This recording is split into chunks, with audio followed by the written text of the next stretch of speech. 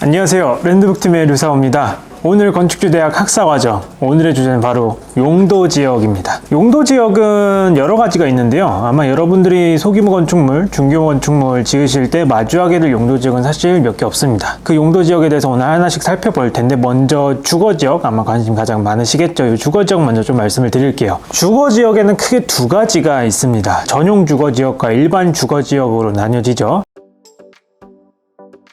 전용 주거지역 같은 경우는 주로 단독주택 혹은 2층 이하의 소규모 다가구 주택이 많이 지어지는 동네로서, 서울로 따지게 되면 개포동 단독주택, 옛날에 방배동 단독주택, 그런 단독주택들이 굉장히 많은 곳이 주로 이제 전용 주거지역이에요. 여기는 주로 2층 이하, 높이도 굉장히 빡빡하게 제한이 되어 있기 때문에 대부분 다 낮은 건물들이 있습니다. 하지만 여기서도 수익형 주택으로 다가갈 수 있는 다가구 주택이 건축이 가능한 지역이 꽤 있기 때문에, 주로 이제 고급 주택 시장에서 많이 플레이하시는 공급자분들은 이쪽에 전용 주거 지역만 또 따로 노리시기도 해요.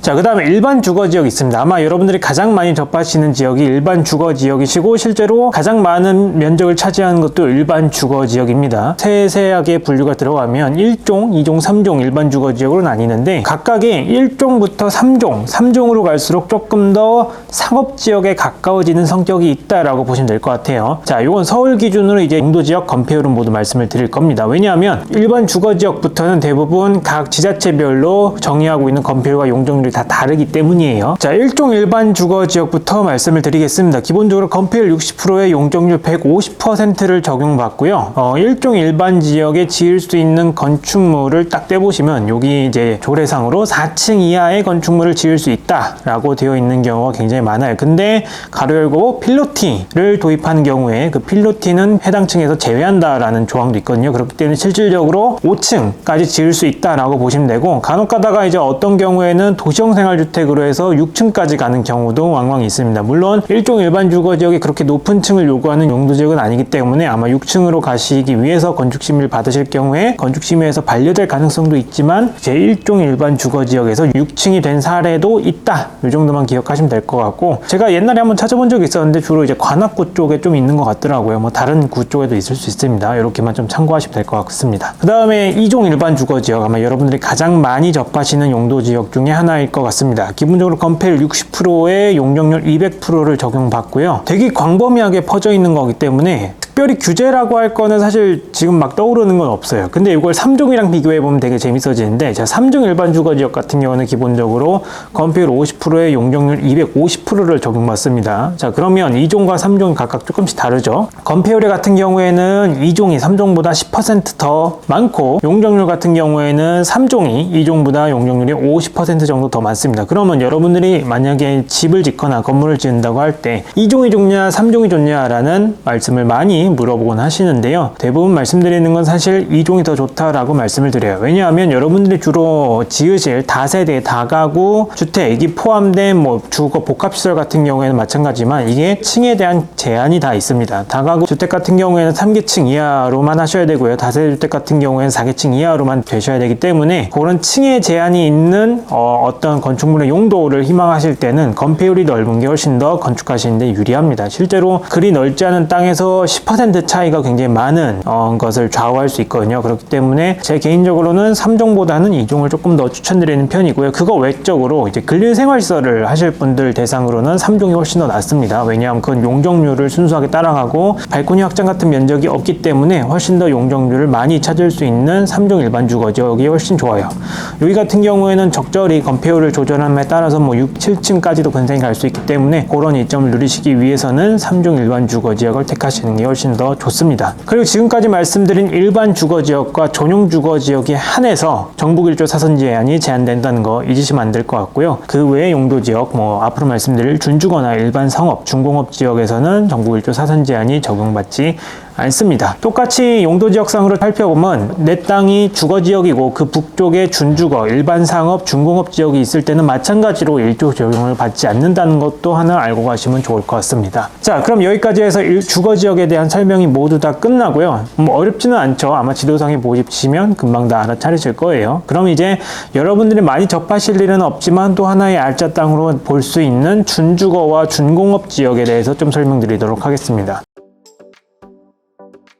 먼저 중공업부터 가면요. 중공업 지역은 기본적으로 서울시 조례에서 정의하기를 건폐율 60%에 용적률 400%를 적용받고 있습니다. 근데 이 중공업 지역에 대한 내용을 잘 살펴보시면 중공업 지역에 공동주택을 건축할 경우에는 용적률이 250%로 제한을 받습니다. 즉 용적률 400%를 모두 활용하기 위해서는 준공업 지역에는 공동주택을 건축하시면 안 돼요. 주거를 듣고 싶으시다라고 하시면 다가구 주택만 가능하다는 겁니다. 혹은 단독주택이나. 그래서 중공업 지역에서 많이 나타나는 유형 중에 하나가 저층부는 근생으로 최대한 많이 채우고 그 남는 면적을 다가구 주택으로 건축하는 경우가 좀 많고, 주로 이제 공동주택으로 하시는 분 같은 경우에는 땅 크기를 좀 넓혀서 가시는 경우가 좀 있는 것 같아요. 그 외로 중공업 지역 같은 경우에는 최근에 이제 지식산업센터 같은 이제 아파트형 공장 혹은 그런 업무시설이 굉장히 활발하게 들어서고 있는 게 현실입니다. 자, 그래서 중공업 지역 같은 경우에는 공동주택을 하시게 되면 3종이랑 사실 메리트 차이가 크게 없기 때문에 웬만하면 이제 공동주택 그렇게 권장해 드릴 수는 없고요. 왜냐하면 땅값은 3종보다 중공업이 훨씬 더 비싼 게 있거든요. 그렇기 때문에 그런 걸 좀 잘 유의하셔서 하시면 좋겠고,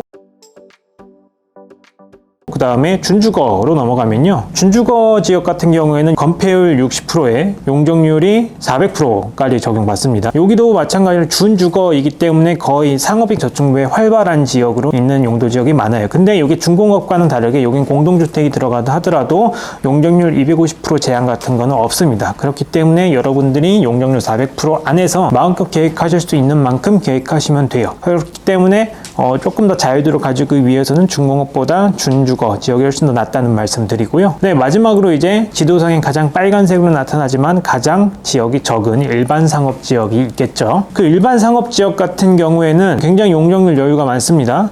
뭐 제가 기억하기로는 800% 정도까지 가기도 하고, 뭐 건폐율도 특정 지역에 따라서 80%까지 완화해 주기도 해요. 그렇기 때문에 굉장히 고밀로 지어지는데 아마 중소규모 정도에서 건축을 하실 분들에게 일반 상업은 크게 메리트가 없고 쉽사리 다가갈 수 없는 시장이기 때문에 본 영상에서는 일반 상업 지역을 크게 다루지는 않겠습니다. 자, 그럼 이렇게 정리하면 이제 일반 주거 지역 있고 전용 주거 지역 말씀드렸고요. 중공업 지역 말씀드렸고 준주거 지역 말씀드렸고, 그거에 따른 건폐율 용적률 모두 말씀드렸어요. 근데 여기서 이제 주의하셔야 될 게 바로 이제 지구 단위 계획이라는 게 있습니다. 이 지구 단위 계획 같은 경우에는 기본적으로 지자체 조례보다 하위에 있는 법령인데요. 특정 지역을 어떻게 좀 규칙적으로 혹은 계획된 바에 따라 개발을 하겠다라는 의도에서 지구 단위 계획이라는 걸 지정을 하게 되고, 그 지구 단위 계획서에 나와 있는 대로 건축을 하셔야만 됩니다. 주로 지구 단위 계획서에 지정되어 있는 규제 중에 하나라고 하면 건폐율 같은 경우에는 일반적으로 해당 용도 지역에서 찾을 수 있는 건폐율을 모두 다 인정을 해주는 편인데, 용적률 같은 경우에는 인센티브로 운영하는 데가 굉장히 많습니다. 뭐 예를 들어서 2종 일반 주거 지역에 지구 단위 계획이 걸려 있다 그러면 보통 기준 용적률 180%에 허용 용적률 200%로 해서 요 20% 구간을 인센티브로 운용하는 경우가 많고요. 그럼 그 20%를 마저 찾으려면 어떻게 해야 되느냐? 180%까지는 요 인센티브 구간이라는 거는 제가 아까 말씀드린 기준 용적률 180%까지는 아무런 제한 없이 그냥 지을 수 있는데, 200%까지 용적률을 모두 다 활용을 하려면 지구 단위 계획서에서 요구하는 특정 몇몇가지를 하라라는 겁니다. 그거에 대한 대표적인 게 바로 이제 에너지 절약 정책이 있을 거고요. 그 다음에 뭐 조경을 설치한다든지 아니면 앞쪽에 조금 더 공공용지를 제공한다든지 그런 내용들이 있습니다. 그래서 이게 이제 일반 주거지역, 준주거지역, 중공업지역 없이 다 이제 다 껴있는 경우가 많고요. 주로 이제 준주거지역 같은 경우에는 용적률 300% 중반까지가 기준으로 돼 있는 경우가 많고, 최대한 맥시멈으로 활용하기 위해서 400%까지도 갈 수는 있는데, 대부분 400%까지 가려면 그 지구 단위 계획서에서 요구하는 많은 내용들을 충족시켜야 되기 때문에 오히려 설비 비용이 훨씬 더 늘어날 염려가 있어요. 그렇기 때문에 여러분들이 만약에 지구 단위 계획 지역에서 건축을 한다고 하면 반드시 그 용적률 인센티브를 어느 정도까지 찾아 먹을 건지 그 적정선을 반드시 건축사와 협의를 하셔야지만 무리 없는 설비 투자에 안에서 합리적인 건축을 하실 수가 있습니다. 그게 아니면 초장기 비용이 너무 많이 들어가기 때문에 저도 그렇게 권장해 드리기는 사실 쉽지는 않아요. 그렇게 해서 오늘 용도 지역과 지구 단위 계획에 대해서 한번 간략하게 살펴봤는데, 내용이 이게 그렇게 어렵지는 않습니다. 각각의 용도 지역에서 정의하고 있는 건폐율 용적률, 그 다음에 특징 한번 꼭 기억하셨으면 좋겠고, 그 다음에 지구 단위 계획에서 규제하는 각각의 내용들 한번 잘 살펴보셔서 나중에 사업하실 때 당황한 일, 황당한 일 겪지 않도록 한번 준비를 하시는 게 좋겠습니다. 오늘 랜드북 건축주대학교 학사과정 용도 지역에 대한 설명은 여기까지 하고요. 저희 랜드북 채널 좋아요, 구독, 댓글, 알림 설정까지 부탁드리겠습니다. 저희는 다음에 더 좋은 컨텐츠로 찾아오겠습니다. 안녕!